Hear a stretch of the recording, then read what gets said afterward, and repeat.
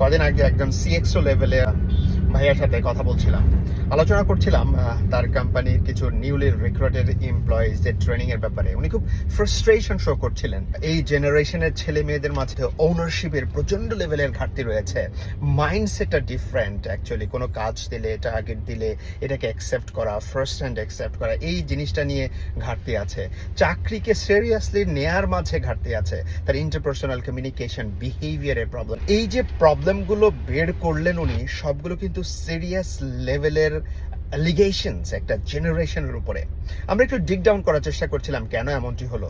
দেখলাম যে এই যে ছেলে মেয়েগুলো তারা কলেজ বা স্কুল শেষ করার পরে যখন ইউনিভার্সিটিতে ঢুকেছে, তখন ছিল প্যান্ডামিক। ফিজিক্যাল ক্লাসের সুযোগ হয়নি, অনলাইনে ক্লাস করেছে। ফিজিক্যাল ক্লাস করতে গেলে সে ক্লাব করতো, co curricular, extra curricular activities করতো, টিচার্স, কলিগস, ফ্রেন্ডস, ক্লাবের ছেলে মেয়ে, বিভিন্ন ছেলে মেয়ের সাথে মেশার কারণে। সো